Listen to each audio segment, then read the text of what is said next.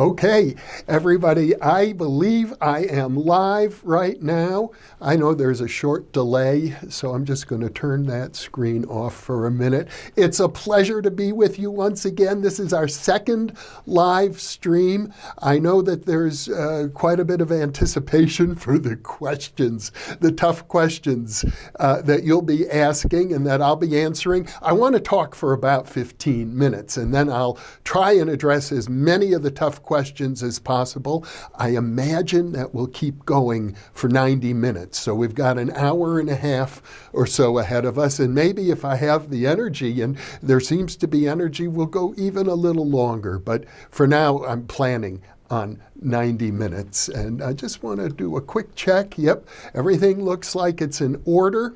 So let me begin by talking about what is a tough question. What does it mean to have to answer a tough question?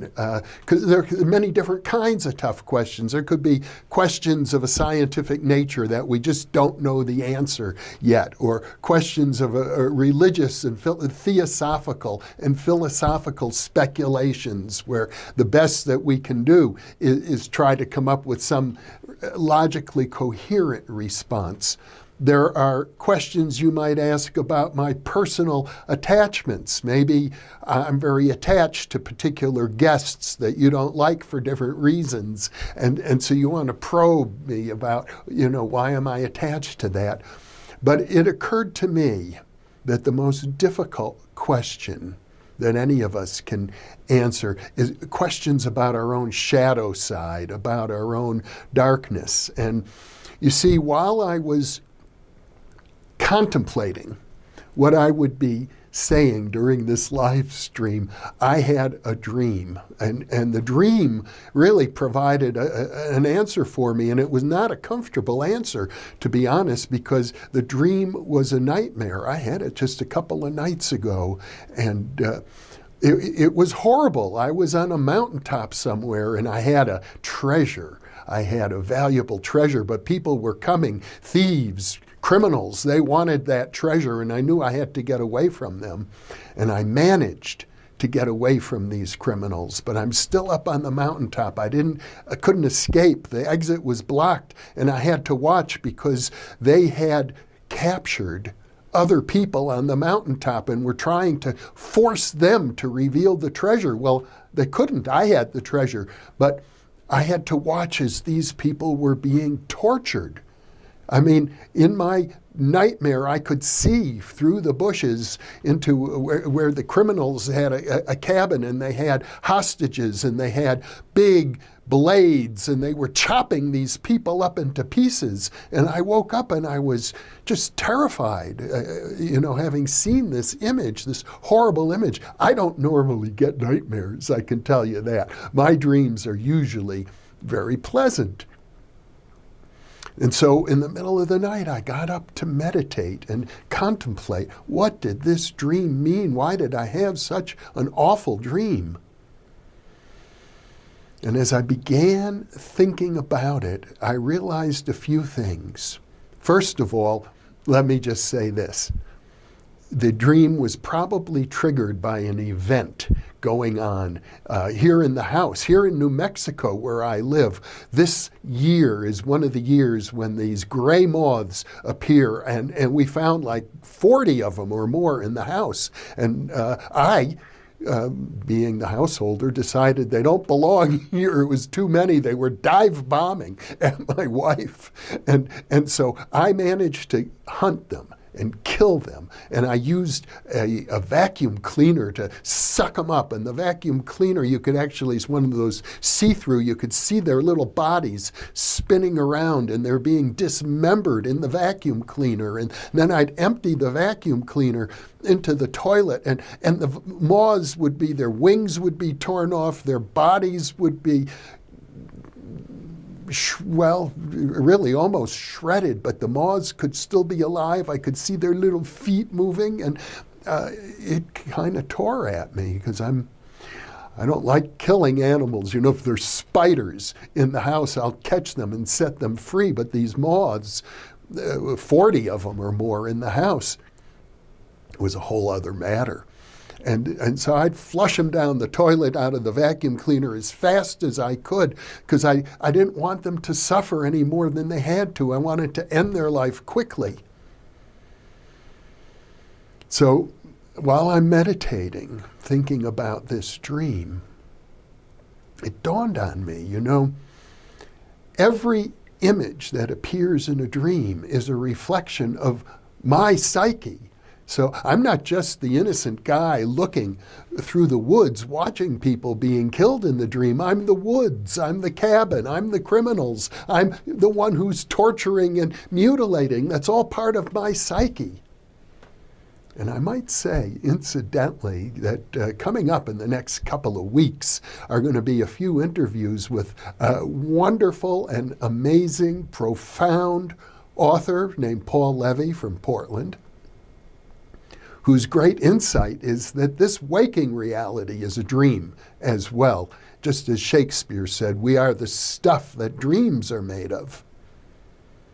So the actual killing of the moths is just as much a dream or created out of dream stuff as the dream was. So it dawned on me, yes, this is me. Those moths might be my relatives. In some cultures, that's what it's believed, and I want to show you exactly what I mean by that.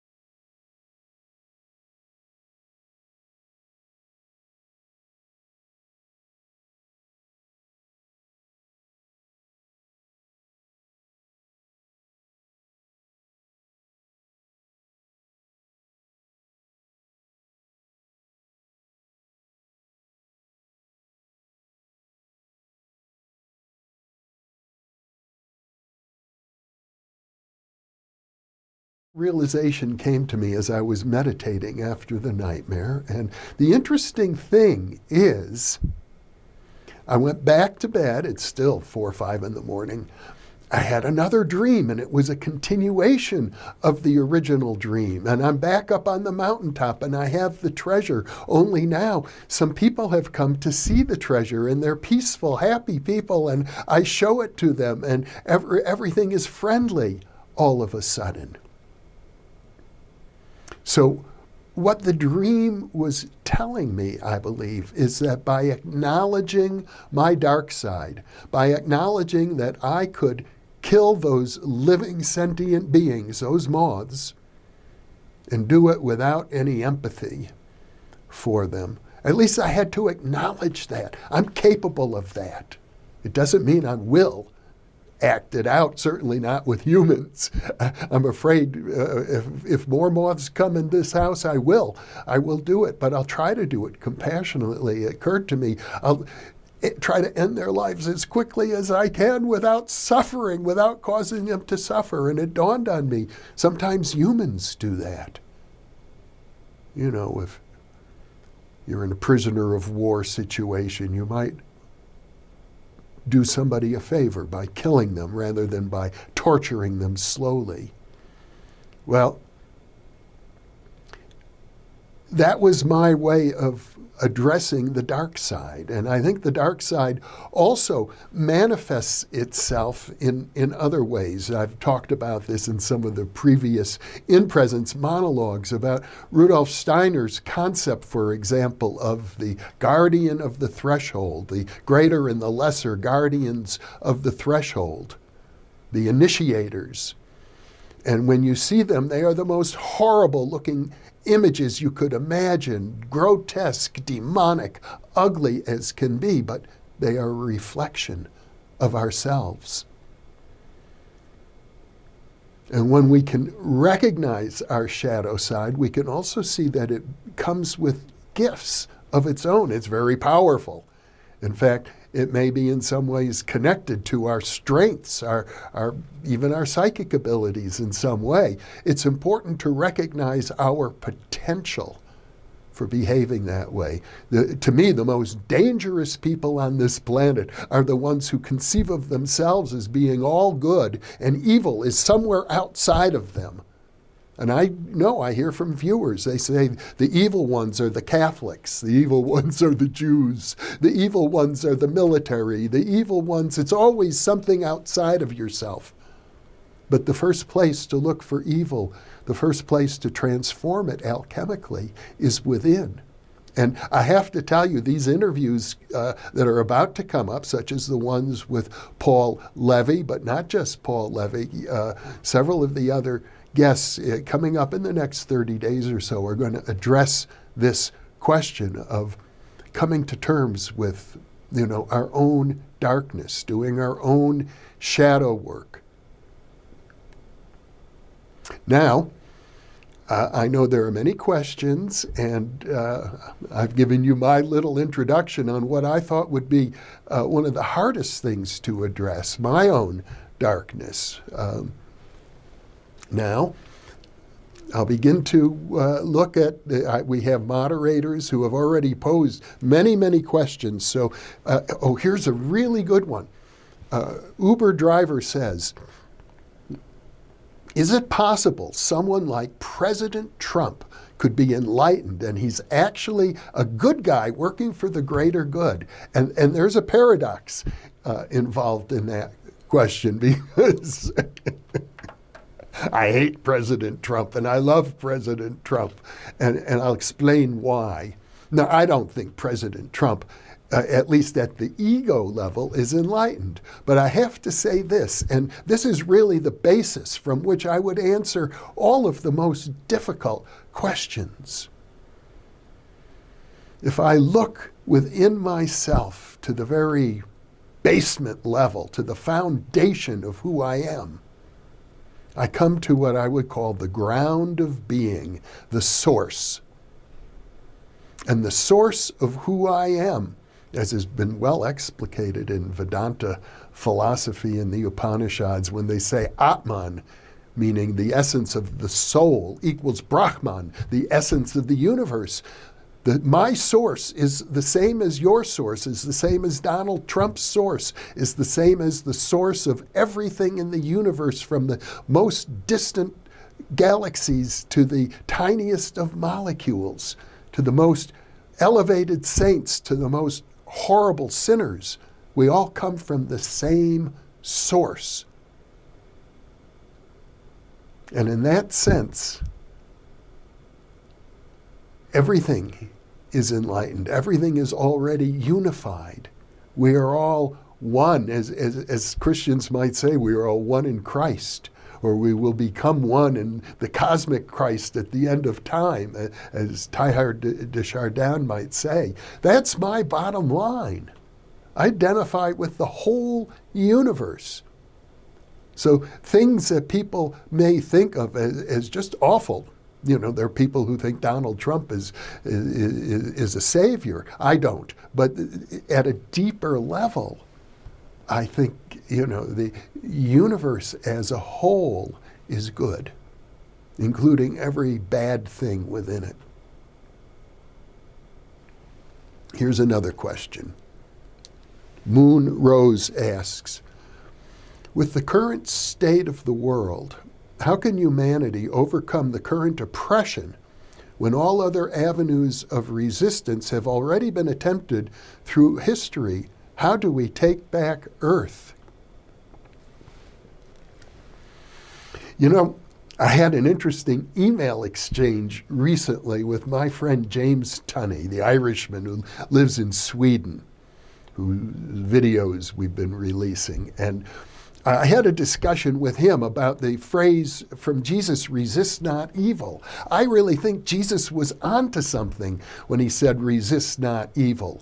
Now, you could look at the Second World War and say, yeah, we had to resist the evil of the Nazis. And sure, but now as a result, we've become like them. And James pointed out that, his understanding of mysticism and religious theology is that, yes, we cannot simply acquiesce to evil.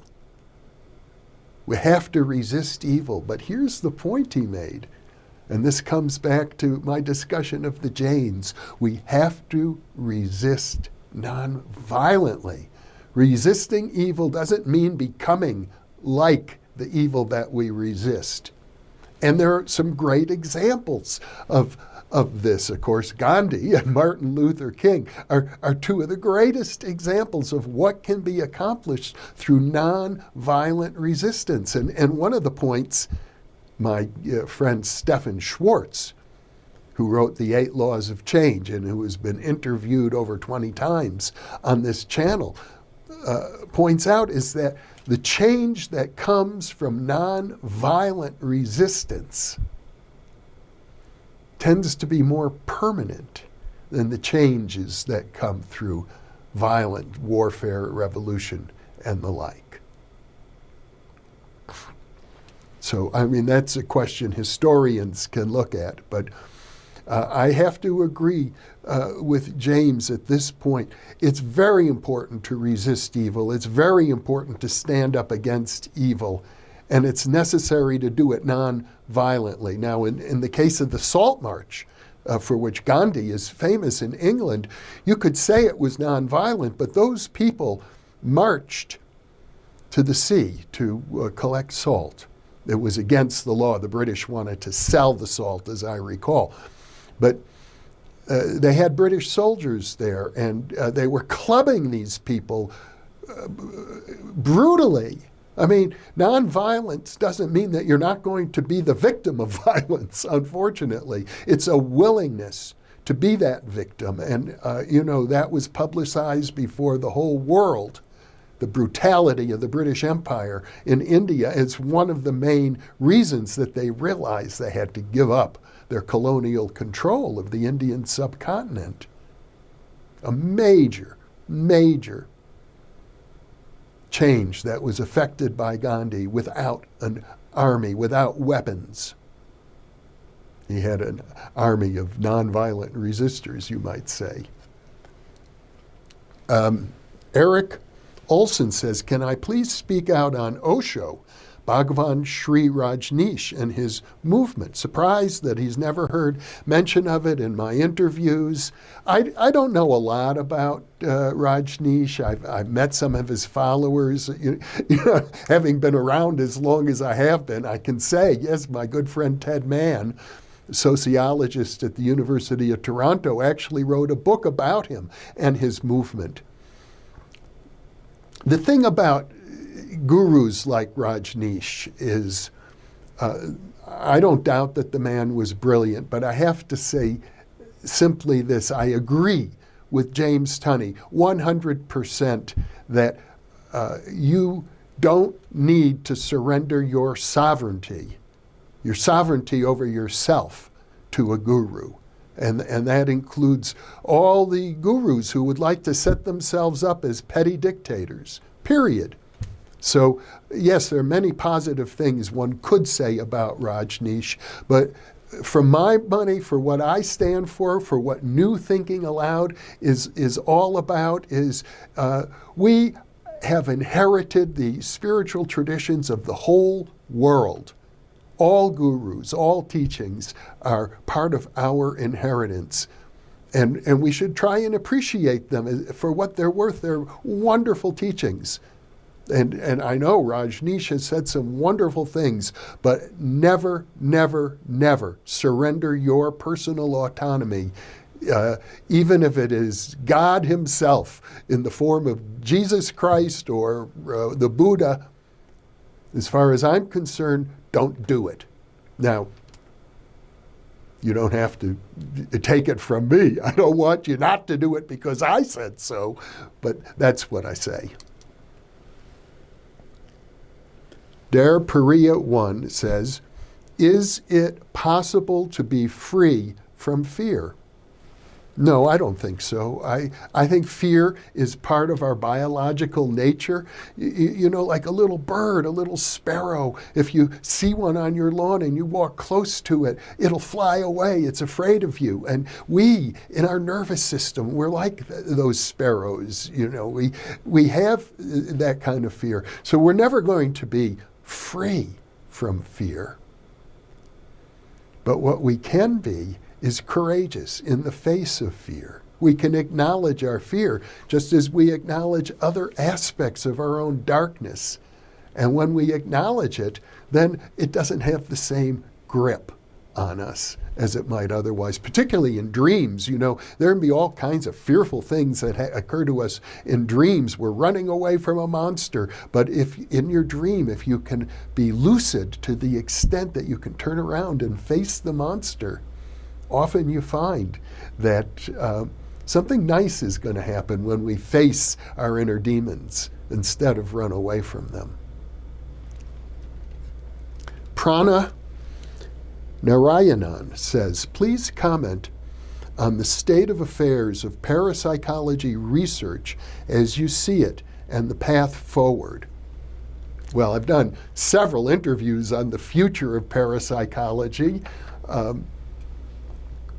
The state of affairs is always in flux. Let me say that. And right now, parapsychology is a tiny, highly marginalized field. I mean, you can imagine how I feel having earned a doctoral degree in parapsychology 40 years ago, and nobody before me or since has a doctoral diploma from an accredited university that says parapsychology. That's an enormous statement about how marginalized the field is. And yet, on the other hand, we have, 76,000 followers on the New Thinking Aloud channel right now, largely, I think, because you're interested in parapsychology. And millions of people worldwide, which is why I think this channel has great potential for growth. I think that the day will come, probably in 200 years, when parapsychology will be central to our whole culture.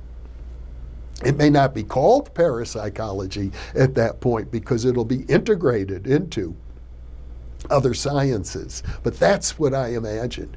It's so much on the outside now, but these things happen. They're called paradigm shifts. I'll give you an example. 300 years ago, I believe it was, maybe less, witches here in the United States were burned at the stake. Today, the paradigm is, witchcraft doesn't exist. And that's really the paradigm concerning parapsychology, in effect. Witchcraft doesn't exist, therefore parapsychology can't be real. Well, before we can shift the paradigm, the culture has to mature to the point where we can acknowledge that what we used to call witchcraft, sorcery, the things people are fearful of today, the rising tide of occultism, the depths of the subconscious mind, they all kind of interweave. We have to mature spiritually so that we, as a culture, can address our own depths, our own darkness. When people can look inside of themselves and not be afraid of what they see and not be defensive. Freud developed a whole theory of defense mechanisms, the things that we do to prevent ourselves from recognizing that which is inside of us. We don't want to know what's in our own minds. Well, it has to change on a cultural level before parapsychology will be widely accepted. So I don't know, maybe it'll take 1,000,000 years instead of 300 or 200. It could take a long time, perhaps, for humans to be able to accept who we are inside ourselves. But, in terms of geological or cosmological time, even 1,000,000 years isn't very long. Der Paria 1 says, do you think we have chosen to be born in this family that we live? If yes, can we change the family karma? Well, you're asking me to speculate about metaphysics. And if I had to, and it really is a speculation because I don't have anything solid to go on here, but my best guess is yes, we do choose our circumstances. And my sense is that in between lifetimes, when this choice is made, we have spiritual guides, we have advisors, we're able to see things from a higher perspective. We're able to understand the lessons that we need to learn. We have a much deeper sense of the purpose of life and why we would go through such a drama as this. And the second part of the question was, if yes, can we change the family karma? Well, that's usually what it's about. Why we go into, let's say, a situation of abuse. And you know what? The interview that I referred to earlier with Paul Levy, interview number 2 with Paul Levy, it may not be released until early June, I think. He talks about growing up in a family that was so abusive. It drove him crazy, literally right into the arms of the psychiatric system and into the criminal justice system as well. It took him some 40 years to come to terms with it. But one of the points he makes is that if you look at the ancient mystical traditions such as Kabbalah from Judaism, but not just that, you see that one of our purposes here is to free the sparks of light, the sparks of divine light that are shrouded in darkness. That's part of our mission, and that comes through changing the family karma. It doesn't mean we always succeed in doing it, but we are probably here to give it our best effort. Der Paria 1 asks, what is the meaning of life? Now, everybody's going to have their own answer for that. The nihilists say there is no meaning. The existentialists say we provide the meaning. The meaning of life is what you give it. My answer is the meaning of life, and maybe the purpose of life, is to live life as fully as you can. To find meaning, to make meaning, and to do it in every way you possibly can, to pursue your passion. I feel so grateful that I made choices in my lifetime to pursue my passion. Those were the best decisions I ever made. Rosanna says, how long do the souls of of dead relatives stay around us? Oh boy. I can only speculate about something like that, and my best speculation is that it's different for each person, that when you die, you're returning to a realm beyond space and time that we know, a realm of spirit. There are many different options available. You can hang around the physical plane and communicate with your relatives. I think typically that might occur for 2 to 3 weeks. For some people who are dedicated, like psychical researchers who really want to prove from the other side the existence of survival, they might be engaged in some kind of communication for years. I don't think everybody necessarily gets reborn. I think you can just merge into the light if you're ready to do that, as is said in the Tibetan Book of the Dead. I do think that reincarnation is a possibility for some, maybe many. I don't know how many. I don't think everyone necessarily has to reincarnate. Some people, when they die, they don't know that they're dead, so they just kind of hang around and they think they're still alive, actually, even though it's a very strange experience for them. And They may hang around for a longer time. Other people, known as hungry ghosts, they still have their addictions for tobacco, for sex, for alcohol, for emotional excitement. They may hang around longer. Other people are ready to move on faster. So, like with everything else, I think there's a bell curve. Maya Iseva says, Dear Jeffrey, thank you for your hard work.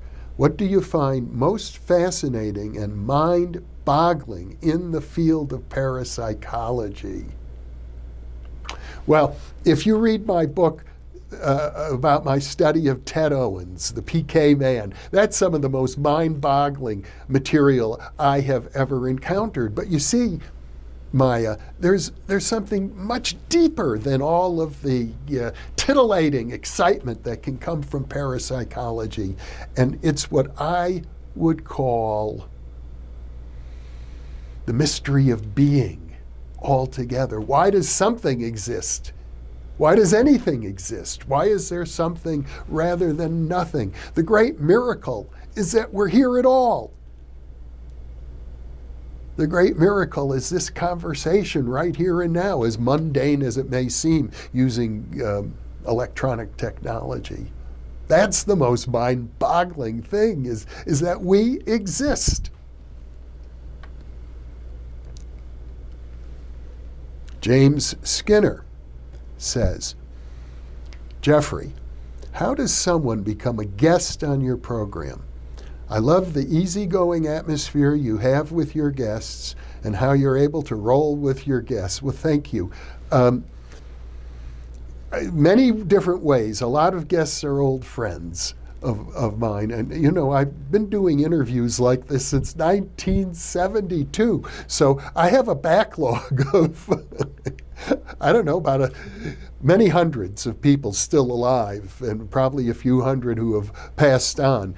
But so I draw on people whose work I know, and very often the viewers will suggest someone and I'll look into it, or people will send me their books and I'll check them out. And for example, James Tunney, who has now become one of our most popular guests, sent me his book, The Mystical Accord, and it sat around in my library for a few months before I actually had the time to look at it seriously. And when I did, I recognized that this is a man of great profundity, and it invited him to come to Albuquerque, and he hopped on a jet plane and flew from Sweden to New Mexico to be interviewed. So it can happen like that.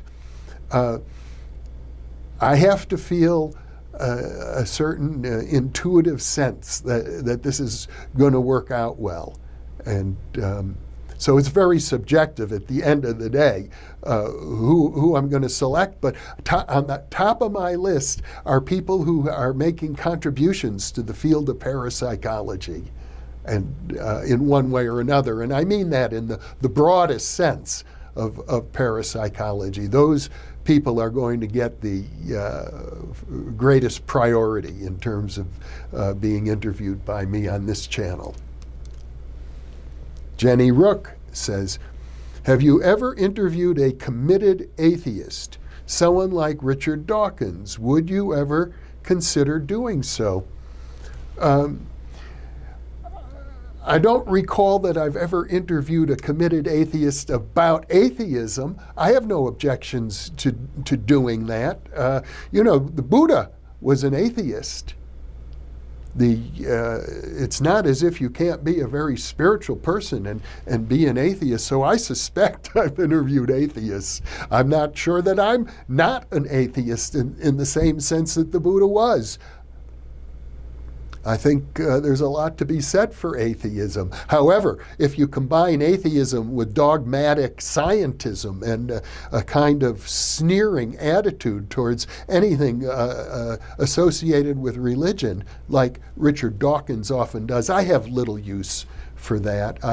I think there are many ways that you can criticize conventional religion, and Richard Dawkins does a good job of that. But other than that, I think for all of his brilliance, he was a relatively shallow thinker. Henry Bolanos says, what is the relationship of nature to consciousness? That's an interesting question, and I can't claim that I could give you an authoritative answer. In some ways, it's metaphysical, but I lean towards the philosophy of Bernardo Kastrup, who's been interviewed on this channel many times, and we have more interviews planned. Bernardo is a metaphysical idealist, and basically he would say, consciousness comes first. Before nature existed, there was consciousness. And nature exists within consciousness. In fact, everything we consider, the physical world, the three-dimensional world of space and time, is made out of mind stuff, consciousness itself. That's the view towards which I lean.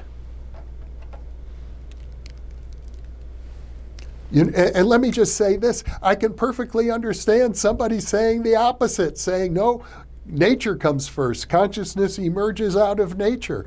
It might seem equally true. And here's the paradox that I want to get to, and that is, I think there are different levels to reality. And when you're at one level, it's obvious that consciousness comes first. When you're at another level, it's obvious that nature comes first. And reality itself is so paradoxical that they can both be true. Hossein Yusufi, I hope I'm pronouncing that right, says, hello, Jeffrey, what is the toughest enigma or question you have ever faced?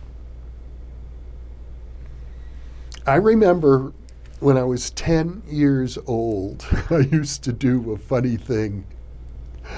I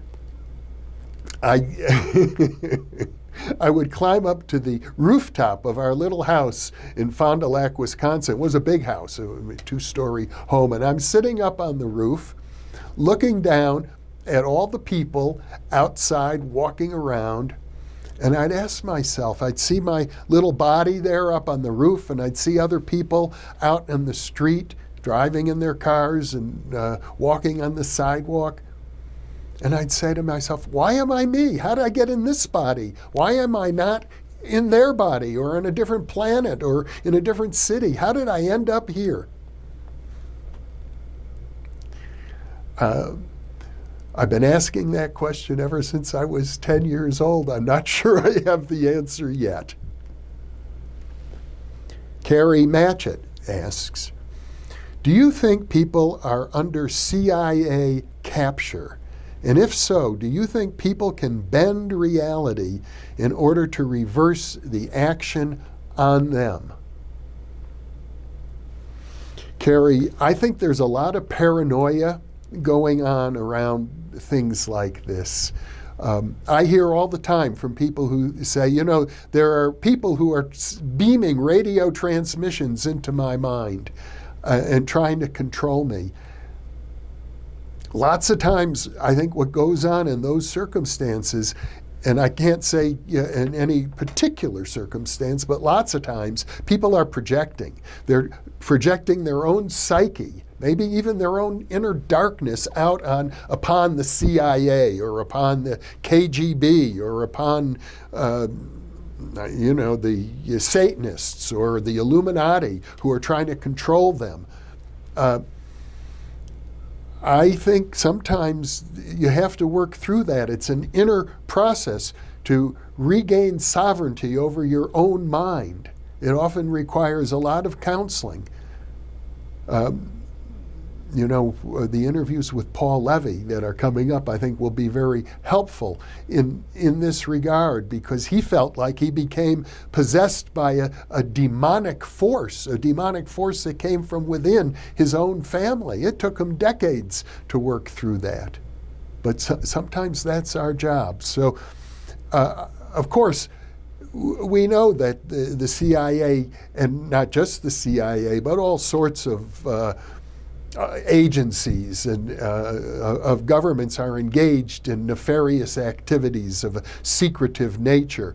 But I suspect that often, many, many times, when people believe that they are being hounded by these organizations, what's really going on is they are being hounded by an aspect of their own psyche that they have to come to terms with. That's one of the reasons why I introduce this entire live stream with a discussion about, coming to terms with our own inner darkness. Purple Pipkin asks, why do so many people who have paranormal experiences forget them or write them off as a trick of the mind? Is it our mind's way of coping, or is there an external agency erasing high strangeness?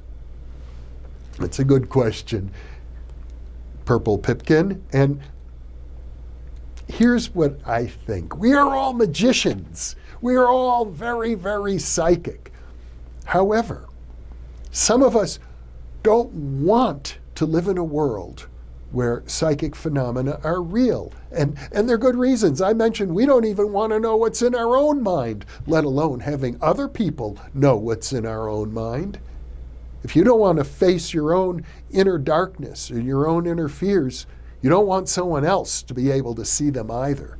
So it's much more comfortable for you to live in a world where psychic functioning doesn't exist. And the best way to live in such a world is to behave as if it doesn't exist and hope everyone else behaves the same way. And there's that enormous social pressure. But again, we're the ones creating it.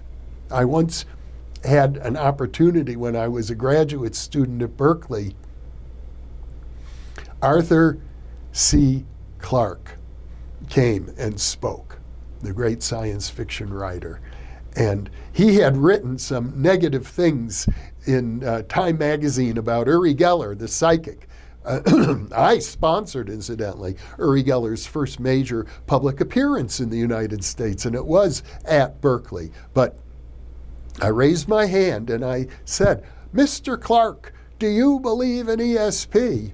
And he gave me the most honest answer I've ever heard. He said, "No, I don't, because I don't want anybody to read my mind." I think that's what it's all about. Okay, new questions. This is from, I can't actually tell who it's from.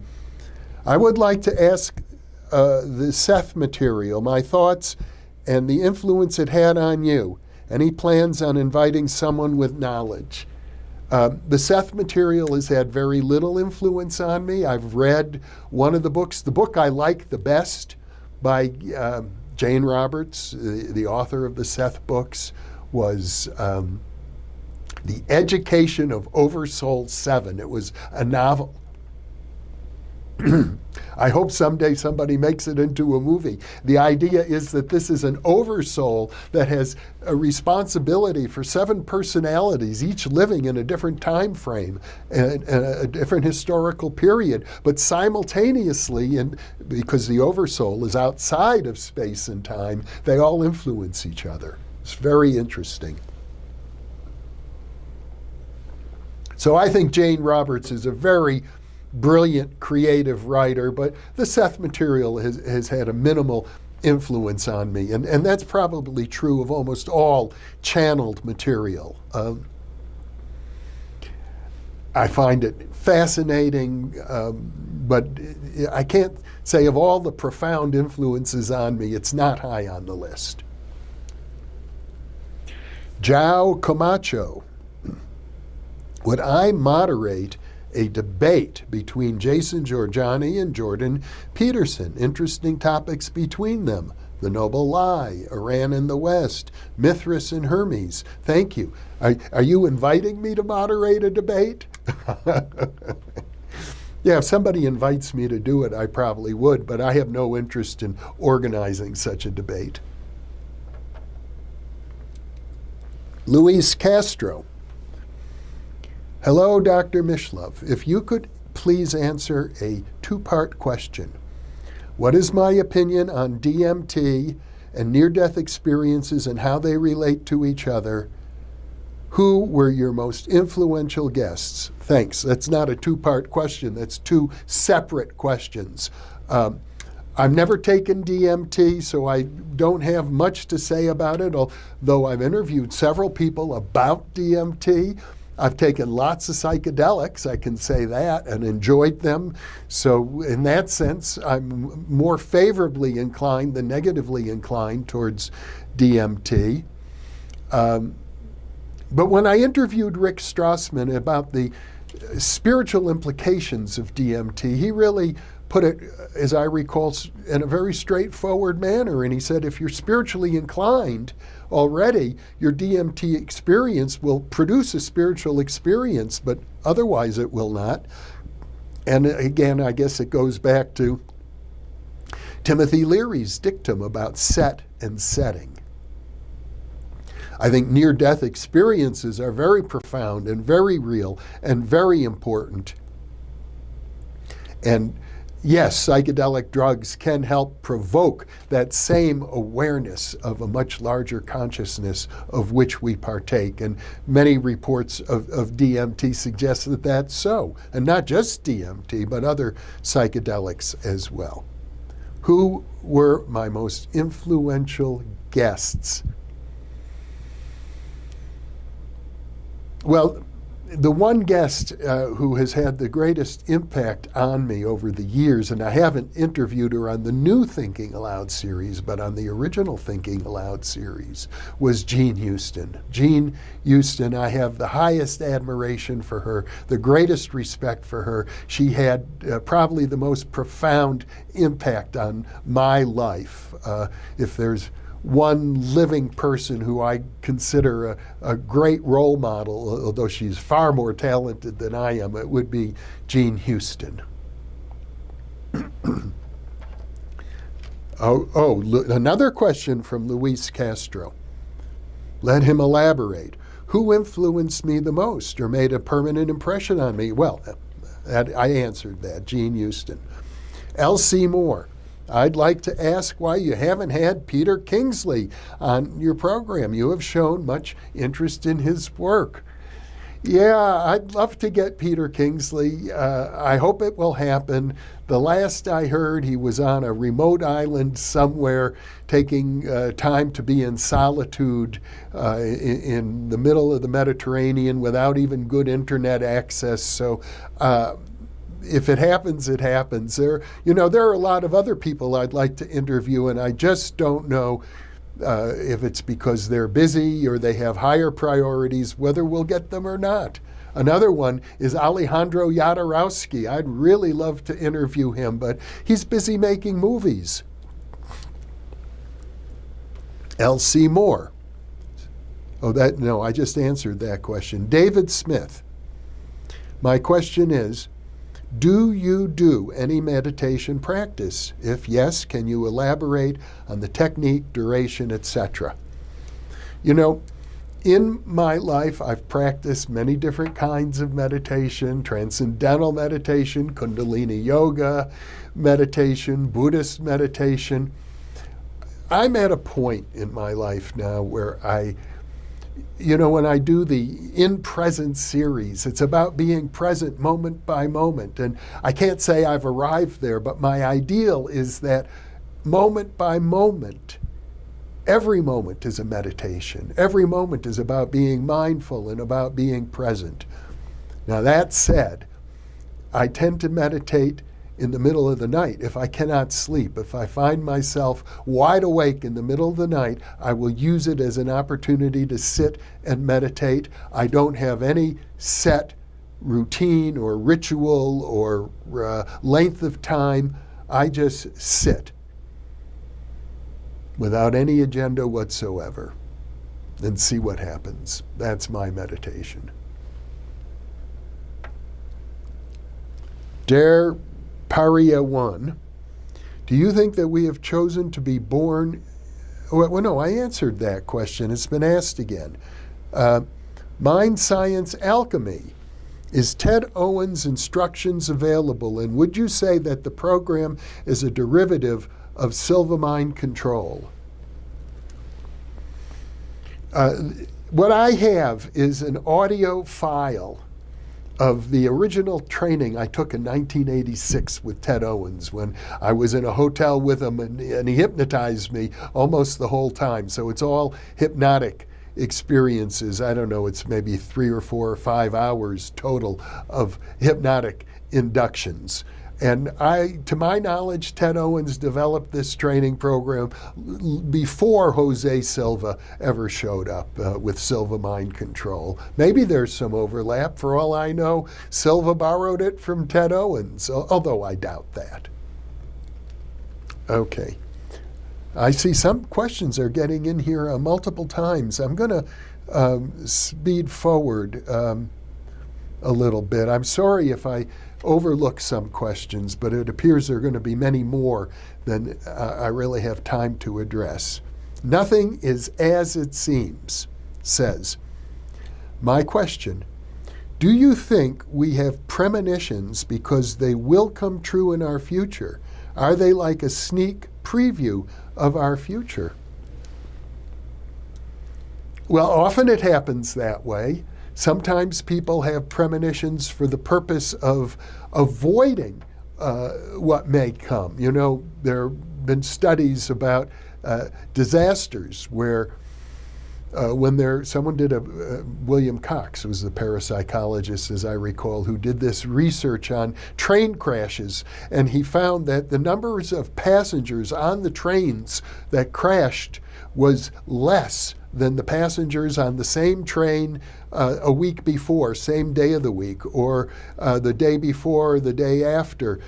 So it appears as if sometimes people get premonitions in order to avoid what might be a disastrous situation. I recall talking to a soldier who was in Vietnam where he had a premonition to turn around and fire his gun, and he did, and was able to, in that case, kill a Viet Cong who was about to kill him.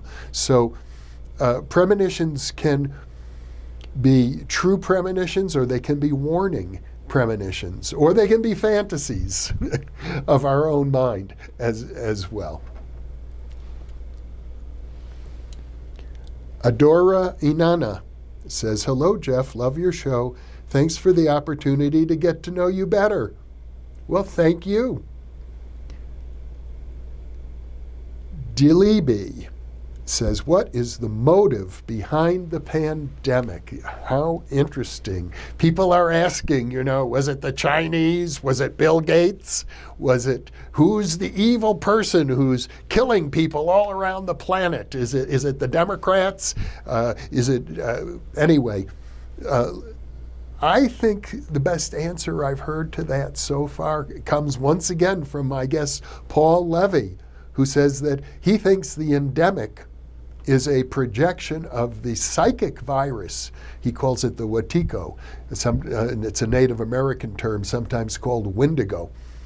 Or you could think of it as Satan. Satan is the demons. But remember, they're not some kind of metaphysical evil. It's a projection of our own inner darkness. And it manifests itself in the physical world, because this world, as I said earlier, is the stuff that dreams are made of. We are collectively creating the pandemic. Don't try and blame it on any person or organization. We're all responsible. Sigifredo Sarabia. Hello, Dr. Mishlove. I can't figure this. Any thought on alien agenda in their eyes? I heard people say they're demons attacking in dreams but leaving physical skin marks. If to destroy us, there's no chance. So, great question. And really, listen carefully now. This goes back to what I described earlier as the ground of being. We and the aliens, the demons, the dark forces share the very same ground of being. It's not us poor victims and them horrible whatever's out there trying to do something to us. They are us. I know that's sometimes hard to take in. It's hard to understand. Maybe you ought to watch one of the greatest science fiction films ever made, Forbidden Planet. I was 8 years old, I think, in 1954 when it came out. And it's on this other planet where the Krell are the extinct civilization who live, but they had this technology, and they were able, through this technology, to manifest their own thoughts. So this human scientist who is living on this planet learns how to use the technology, and the visitors who come on a flying saucer from Earth in the future are plagued by the demons haunting them on this planet. Eventually they learn it's the monsters of the id created by the doctor who's jealous that his young daughter is falling in love with one of the spacefaring adventurers from Earth. It's all us, every bit of it, just as in a dream. Every element of the dream is part of your psyche. This world, this physical world that we are so seduced into thinking is separate from ourselves. No, it's not separate from ourselves. Everything you see out there, the most horrible, ugly things, the things that scare you the most, it's part of yourself. It's part of ourself. We're all part of each other. It's part of our collective psyche, and we're not going to ever master it until we come to own it.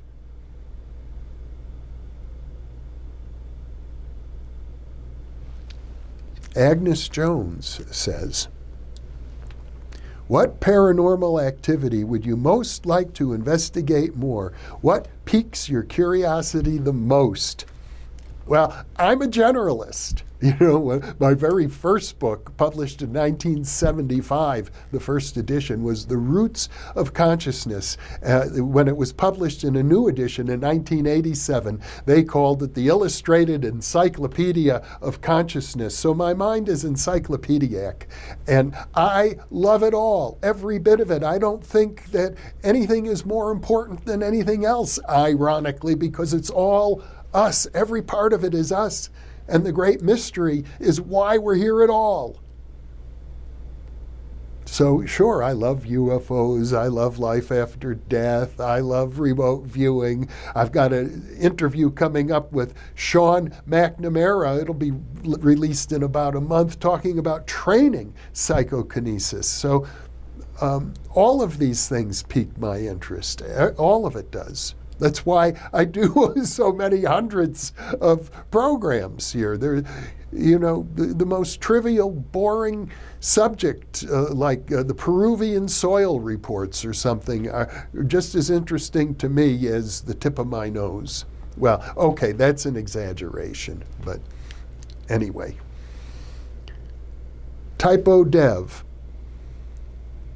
How does spirituality address the lapse of consciousness under anesthesia? Okay, that's a fascinating question. And of course, the person who addresses that question most is Stuart-Hameroff, the anesthesiologist who founded the Toward a Science of Consciousness conferences in Tucson. So He's been looking at this question of the lapse of consciousness under anesthesia, how and why that happens, and has come up with a very highly evolved theory. It's called ORC-OR, in which he relates quantum geometry to the question of the operation of consciousness within the nerve cells and the microtubules within the nerve cells. So fundamentally, he has a physical model. It's very controversial. I don't think it's widely accepted on the one hand, and on the other hand, I don't think it's been refuted adequately either. On the other hand, I'm not necessarily the most qualified person to give you a detailed understanding of it. But if you want to dig into the answer to that question, I would look into Stuart Hameroff's ORC-OR theory, in which he looks at consciousness and its relationship to the collapse of the wave function and the nervous system, and how anesthesia operates in that regard. Fire Tools says, "Thank you for everything you do and for helping enrich my journey. You are very welcome." Rob Trump asks, "Would you espouse a religion if it could be logically proven to be the only possible explanation for all the variety of human experience and prior belief?"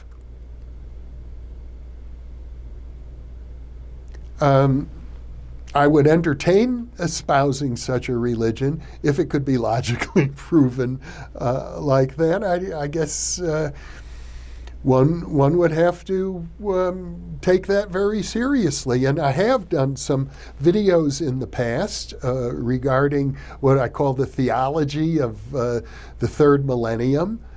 So I think it's possible that we could come up with a theological understanding which is really quite consistent with science and with consciousness.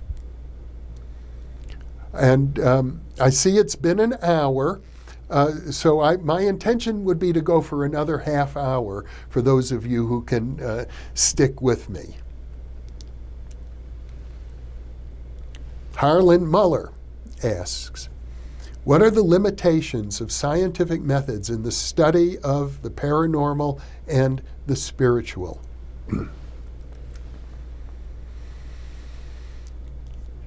You know, empirical science is typically based on things that you can see, feel, touch, taste, and smell and hear.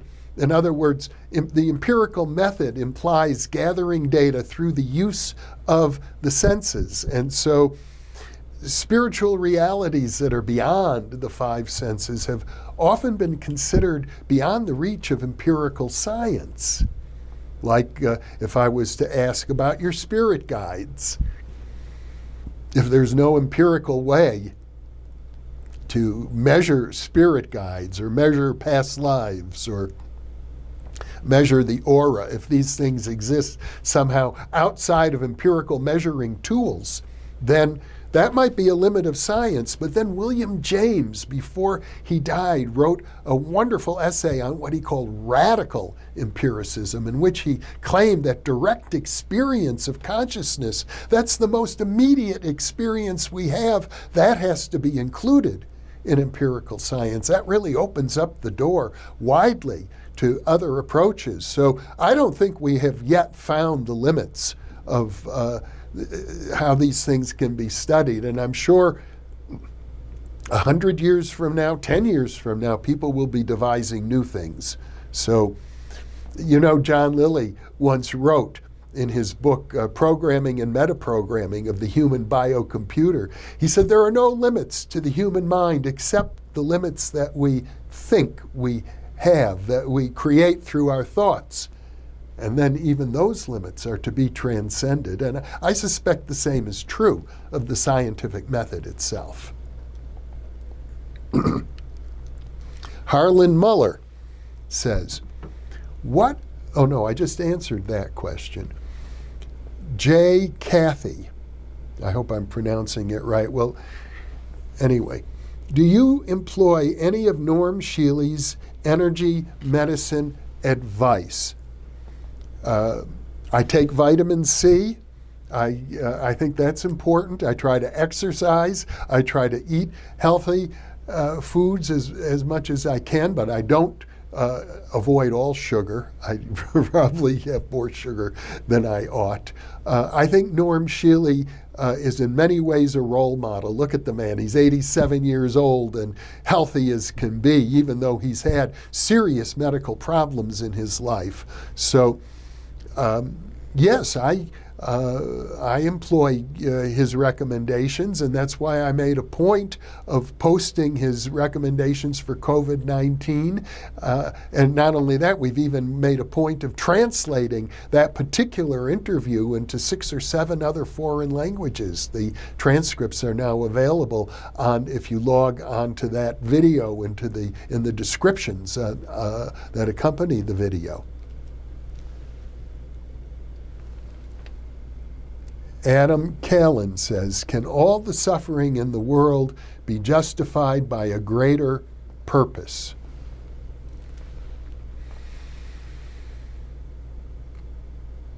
That is a very deep question. I think in theory, yes, it can be.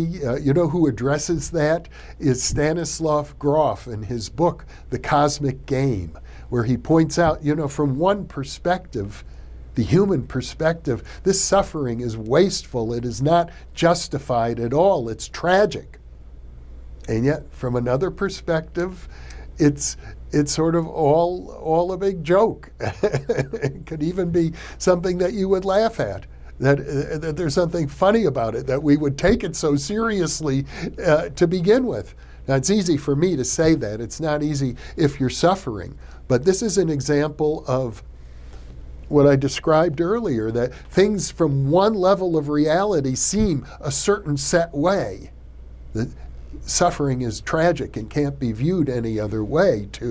Suffering is part of a cosmic game and ought not to be viewed from any other way. The thing is that both of those realities are true within their own framework. Kevin asks, do you think one can become possessed or invaded by spirits during an ayahuasca trip? Yes and no. I think possession is quite real, but I want to go back once again to this discussion of the ground of being. There doesn't exist such a thing as a spirit that doesn't partake of the same ground of being as you and me. If we go to the bottom line is the line articulated by the mystics of all cultures and all ages who say, we are one. So any spirit that may possess you is ultimately an aspect of yourself. And for my money, that's the only way you're going to come to terms with it. Fidget Gadget says, can thinking of a crush bother the person? If you've got a crush on somebody, or maybe to put it even more strongly, if you're masturbating while you're thinking of that person, is that going to affect them at some level in their psyche? Why not? Because, you see, telepathy is real, and we are all connected with each other. Every thought that we have ripples out into the universe. So they may not ever know, or they may. Yes, a sensitive person would understand and would feel that. I think if we're ever going to live in a world in which parapsychological phenomena are accepted, you have to come to terms with things like that. The need for us to take responsibility for our thoughts and for the thoughts of others. Manuel Oranchia says, do you know who the NASA scientist and quantum physicist Tom Campbell? He is the author of My Big Toe with the Virtual World Model. He also is known to be an avid astral projection advocate. Yes, I know of Tom Campbell. I do know of him. He has a very popular YouTube channel. Aaron P. says, what are the latest developments in experimental micro-PK? Is there an experimenter continuing the work of Dean Radin? I would say this, that experimental micro-PK is kind of in a standstill right now. Dean Radin did some very interesting work, and many other people have. At this point, the researchers in the field are sort of still arguing whether it's psychokinesis or a form of precognition, which is called DAT, data augmentation theory, as I recall. People quarrel about it. I don't see a lot of progress in that field right now. It's not particularly well funded, like all parapsychology research.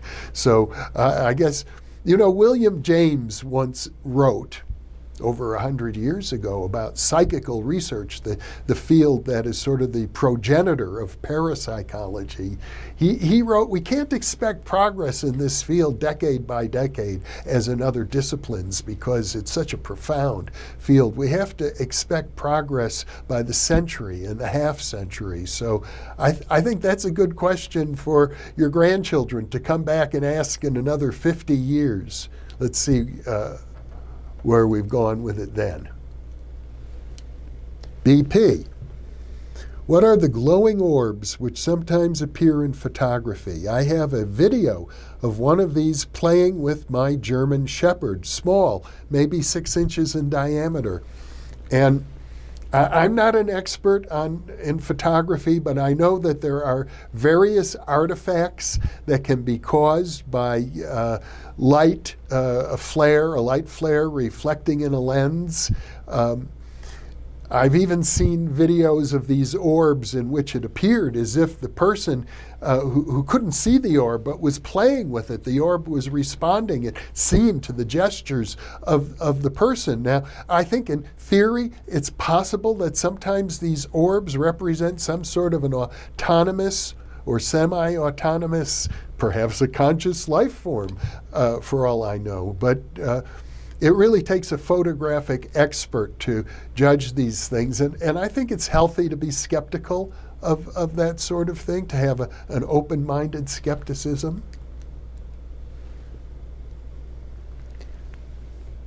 Future Shock asks, what are your thoughts on the idea that this material reality, or Earth, is controlled by a malevolent entity who controls a few or many world leaders with promises of wealth and power, and receives blood sacrifices and children in return to be part of the same cabal that protects pedophiles like somebody and somebody else who was Epstein, who was very clearly murdered to prevent him from testifying.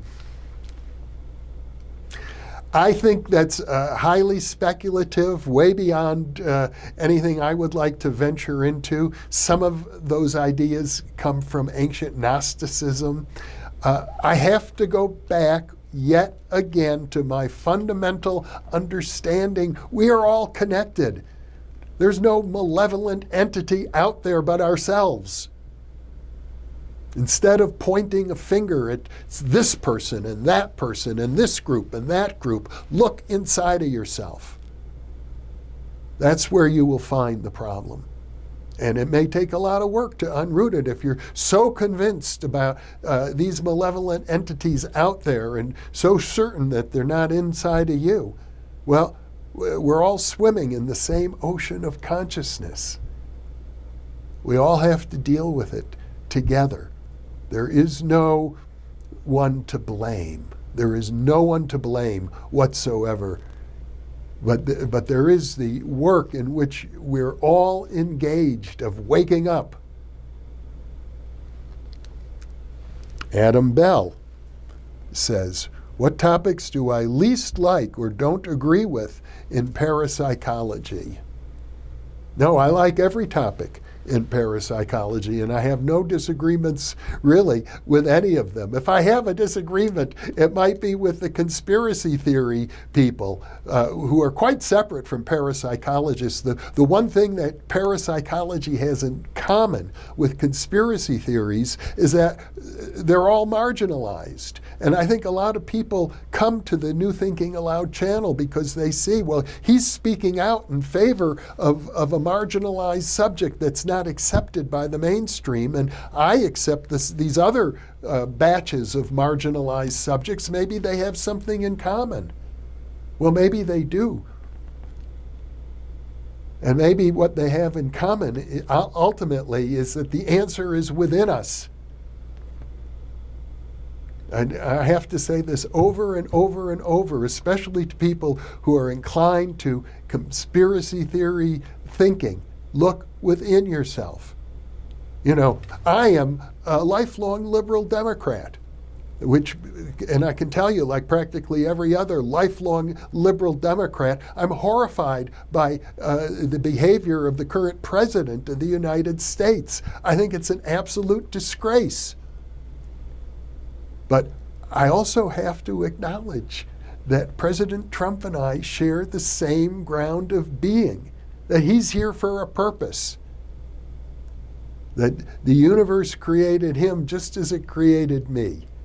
And ultimately, I feel at one with the universe, which means at one with President Trump.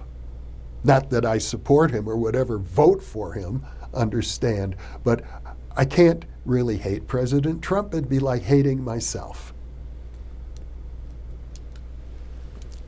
Angus Timmons says, Jeffrey, do you think Pierre Grimes will return to your show anytime soon?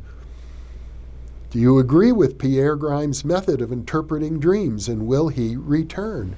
Well, you know, Pierre Grimes, last time he was here was 94 years old. And that was in an era when he could travel by airplane. I don't know when that will happen. And the last I heard, he had health problems. As I recall, he's dealing with cancer. I enjoyed his dream interpretation method, but I didn't feel that it fit me as well as other dream interpretation methods with which I'm familiar. Nevertheless, I love Pierre Grimes. He's a wonderful man and a wonderful guest. And somebody is telling me that was Kid Energy who asked that question. Manuel Orantia says, would I interview Tom Campbell? Maybe I would. I don't have a strong feeling about Tom Campbell, but I also know he has plenty of exposure on YouTube already. He doesn't need me to interview him. And you don't need me in order to understand his material. It's out there a lot. So I have no objection to interviewing him, but I have a list of maybe 40 people already I'm trying to get, so who would be higher on the list. Tyanite says, I've always wanted to ask you why you moved to Albuquerque. I live in Albuquerque as well. And the answer is we were living in Las Vegas, and it was getting very hot in the summer of 2017 in July. There were 10 days that didn't get above 110 degrees. It was very painful. We felt we had to move anyway. We were looking for a new house. And we thought, if we can move to a new house, why not move to a new city? And we loved the desert. We wanted a desert city with a good airport, but cooler than Las Vegas. So that meant not Phoenix and not Tucson, and also not a cold city like Boise or too large a metropolitan area like Denver. Well, that left Albuquerque. And we started looking in Albuquerque, and we found this wonderful home at a fabulous price. It's worked out very well. We've been here now over 2 years, and we're very happy in Albuquerque. And Tyanite says, have you ever encountered a charlatan in the field of parapsychology?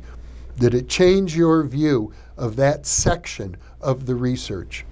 Well, many years ago, I hosted a parapsychology conference in Berkeley, and I invited as one of the speakers Jay Levy, who was at that time a medical doctor, and he was the director of what is now known as the Rhine Research Center in Durham, North Carolina. Back then it was the Foundation for Research on the Nature of Man. And Dr. Levy was found to be engaged in fraudulently manipulating the computer program that was running a series of fascinating experiments, in retrospect kind of cruel, because he was giving electroshocks to mice and seeing if they would use precognition to avoid being electroshocked. It looked like it was getting great results. It turned out to be not so. So that's an example of a fraud. It was exposed by J.B. Rhine himself. It didn't change my view of parapsychology overall, but yes, that particular line of research has been discredited, and it hasn't been replicated, which is just as well, I think, because it's kind of cruel to the animals involved. Andre says, what are your afterlife beliefs? And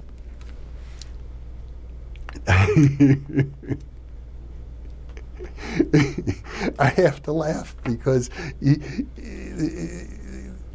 there's an underlying premise. What are your afterlife beliefs? And I guess I've harped over and over and over again about the idea that consciousness probably precedes the physical universe. The afterlife itself might be an illusion.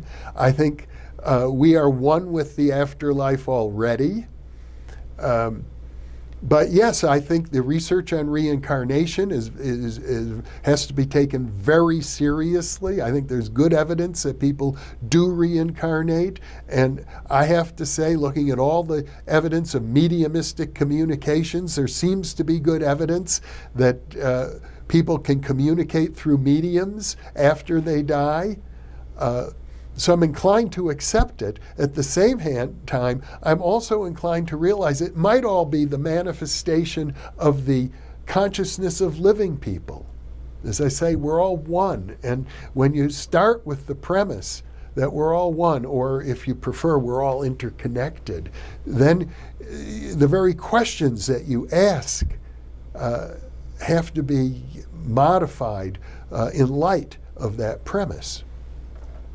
David Smith says, how do you self-hypnotize yourself? We probably are all self-hypnotizing ourselves all the time, every day. But if I want to do it deliberately, I can put myself through a count of 10. Simple hypnotic instructions. I learned self-hypnosis as a high school student. And, it's like learning how to drive or learning how to ride a bicycle. At first you follow the steps. Eventually it becomes like second nature. And those steps, you can find those steps anywhere. There are hundreds of books out about self-hypnosis. The Forever Conscious Research Channel. Are you familiar with or heard of summoning anomalies in the sky? I've been doing it, but barely have anyone covering it. Can you suggest reaching out or to a book suggestions? Well, summoning anomalies in the sky, that's what Ted Owens used to do. He could summon up thunderstorms, heat waves, cold waves, UFO appearances, power blackouts. It could be thought of as psychokinesis, or it could be thought of as just an example of the power of the human mind to manifest, to influence the dream that we live in. And yes, there are lots of books about it. There are lots of YouTube channels about it. I've even done, as I recall, an impresence at one time. You can sit and stare at a cloud and make it evaporate, or make it take the shape of a face so it starts talking to you.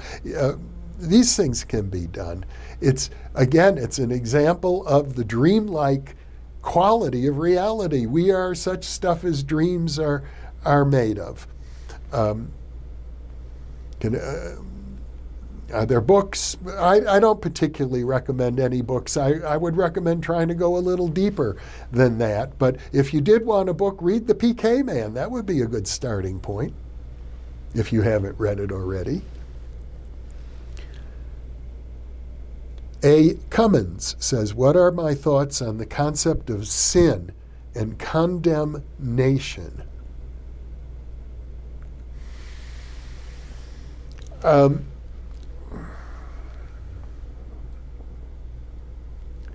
Sin and condemnation. You know, one of the very first in-presence monologues that I did was about self-love.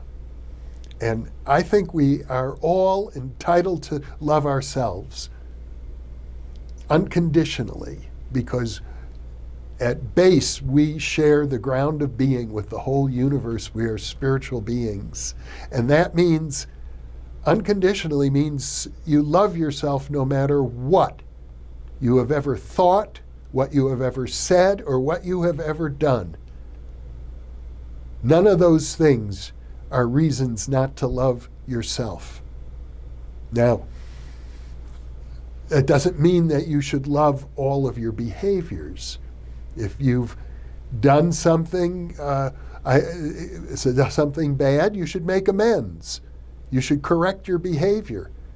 You can improve yourself and correct your behavior, but you can always love yourself unconditionally, no matter what. Peter Seamus Gunn asks, I believe that you went into trading. Were you tempted to employ ESP for financial gain? Well, yes, I was tempted to do that, as a matter of fact. I can't say it was terribly successful, but I can tell you this, every trader ultimately, unless they're doing pure mechanical trading using computer programming, they are relying upon intuition. And intuition often, if not always, has an element of ESP. So, but it's about manifesting. It's about the dream in which you're living is a reflection of your consciousness. I feel blessed in my life. I'm surrounded by beauty and love and meaning in my life. And I can say that I've been blessed because it's a reflection of how I feel inwardly. Now, I can't promise that that would be the same for everybody, but I think that's the tendency for things. So I don't see that it's necessarily bad to employ ESP for financial gain if you can. But I will say this, many of us are conditioned to have emotional attitudes, subconscious attitudes about it, because we believe money is a bad thing. And if you have that as part of your emotional makeup, then it's going to affect how well you do. And so when I deliberately endeavored to employ associated remote viewing for making money, I think some of my own unconscious attitudes interfered with it. The Full Monty asks, Jeffrey, oh, the Seth material. No, that question's been answered already. Any thoughts on universalism, says Agoratos Henosis. I'm not sure what you mean, of course, by universalism, but I can say this. My friend Daryl Robert Schoon, who has been interviewed many times on this channel, is a spiritualist minister with the Temple of Universality in Tucson, Arizona. You can look up on their website. To the extent that universalism means what I've expressed many times now in this live stream, that we are one with the ground of being of the whole universe, that we can embrace the whole universe and all of its magnitude and all of its good and all of its evil, all of its promise, all of its despair. It is all part of who we are. Yeah, I embrace that idea 100%. I don't identify with only half of the universe, like only the good stuff and not all of it. I think the universe is here for a purpose, and I suspect that it's a good purpose, including everything that we from our human perspective think of as bad and tragic. Armando Solorzano asks, Jeff, could UFOs be psychokinetic emanations from the collective unconscious? Yes, or from individuals like Ted Owens who could conjure up UFOs. Naman Jain asks a question, are you a vegetarian? I think ideally I would be a vegetarian. You might say I'm a lapsed vegetarian because my inclinations have always been to be a vegetarian, but I was raised by a mother who said moderation in all things, including moderation. So I'm very far from a perfect vegetarian. Ryan, my question is, do you have any recommendations for somebody looking to pursue a career in parapsychology or psychedelic research in today's society where institutions indoctrinate mainstream thought? Well, you've got to be willing to buck the tide. You've got to be willing to face the consequences of bucking the tide. You know, traditionally, the recommendation that people give to young people who say, I want to come into parapsychology, the standard advice that every experienced parapsychologist gives is first establish yourself in a conventional field where you have some career security. That's the standard advice. Now, I never followed that advice, and I have no regrets.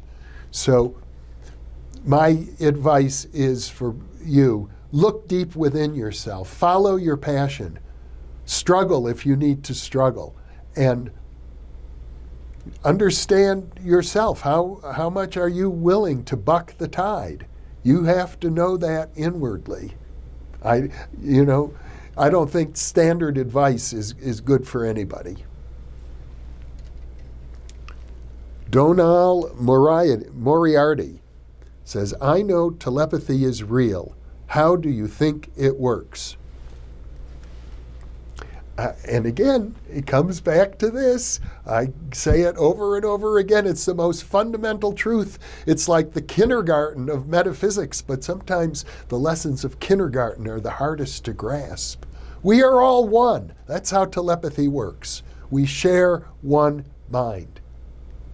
That's how remote viewing works. That's how people can sit and concentrate, as in my interview with Sean McNamara, which will be released in about a month from now, suggests he can become one with a pinwheel spinning across the room and make it spin.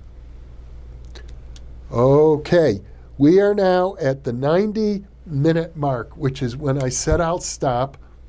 I have a little more energy, maybe for those who want to hang out another 15 minutes. Antonio Levia writes, do I have any new books in the future? Well, right now our big project is transcribing the many New Thinking Aloud interviews, and hopefully there will be some books, because I'll tell you, above all, I'd love to see this channel reach 1 million people. I'd love for each of you who are part of this channel right now to let your friends know about it. Let's let it spread, let it grow, and new books based on the transcripts of the interviews, and they're also being translated into many languages, is a way for me to reach out more to markets where people interview authors of books. I haven't published a book in 20 years, so I'm thinking of doing that mostly as a vehicle for letting more and more people know about New Thinking Aloud. And let me say this as well, since we're starting to wrap up. I know not all of you who are viewing right now are amongst our volunteers, but our volunteers are doing exciting things. Our volunteers are translating and transcribing the interviews, helping to redesign the website, creating a searchable database where you can type in any search term that you can think of, and it will give you hot links to the moments in each of our interviews where these terms are being discussed. Our volunteers are creating videos, short video trailers based on the interviews to reach out to young people, to the hip-hop market, to people who are interested in ideas that are titillating and flashy. Well, a 3-minute trailer will be, but the interview itself will be very serious. And I think there's no reason why people who are even young people, even uneducated people, can't sit and listen and appreciate a serious interview. We hope to draw more of them in. So we have a weekly newsletter for our volunteers. It also goes out to donors and supporters of New Thinking Aloud. If you're a viewer and you'd like to get more involved, take your viewing experience to the next level, send an email to me, friends@newthinkingaloud.com, and become part of our team of volunteers. I welcome you to do that. Now, I will take Dossie Richards says, what's the craziest PK demonstration you've seen in person? Well, I've seen Uri Geller take a mung bean and hold it in his hand and watch it sprout while it was right in his hand. That's probably the craziest thing that occurred right in front of my eyes. Now, many people think Uri Geller is a total fraud. I don't know anybody who's able to do that. But even if he did that one, my friend Saul Paul Sarag witnessed the opposite. He knew that Geller could do that, so he handed Geller a bean sprout, a mung bean sprout, and he said, okay, make the clock run backwards. And Geller closed his hand over the bean sprout. A moment later, when he opened his hand, it was no longer a bean sprout, it was a bean. Now, you might think that's a cheap magic trick, but Geller had no idea that that was going to be sprung on him. So Saul Paul, my friend, surprised him with that. Okay, just a couple more I'll take. Doogie Woogie. Does Jeff think that the paranormal and ET, mystical experiences, are all from the same place, either from somewhere else or from within ourselves? Cheers. Or is that Patrick Leahy who said that? Oh no, that's Doogie Woogie. So, you see, there are different levels. And as I've expressed, at one level, things seem one way. There's a level at which, the ETs and aliens come from a particular plane of reality. You could call it the hyperspace or the astral plane or the star system of Arcturus, some other place.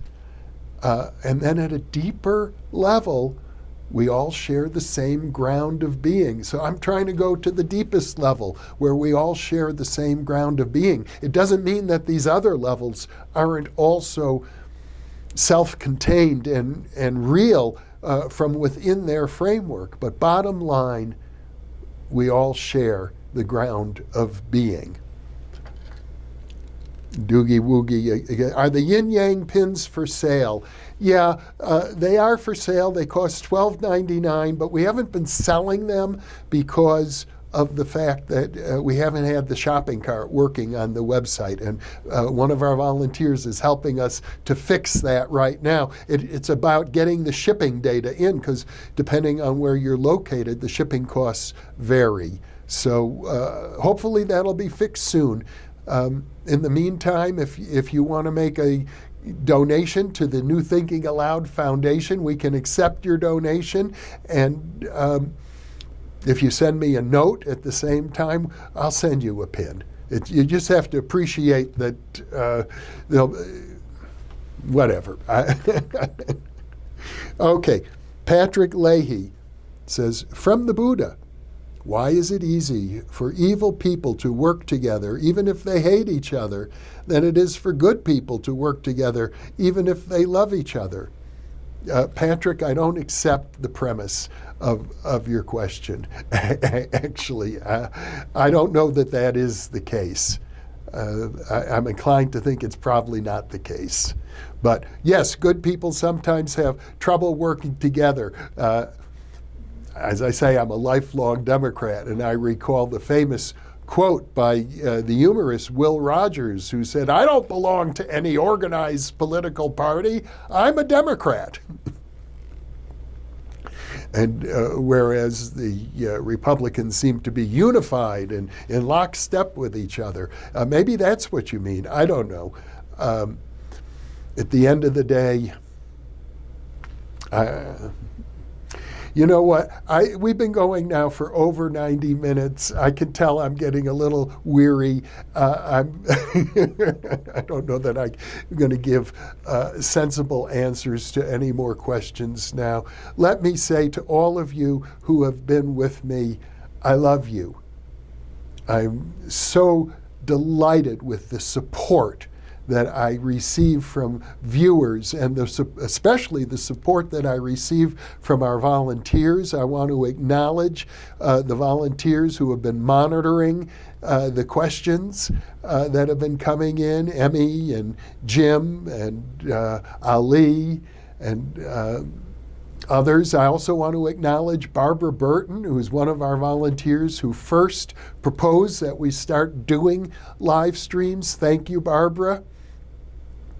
I want to thank all of you for being here. We will endeavor to save and collect these questions. I know I didn't answer them all, but I'm thrilled to have this opportunity to connect in a more immediate way with the New Thinking Aloud audience. We've got lots of new interviews planned. We have many new exciting developments planned. Thank you all so much for being with me.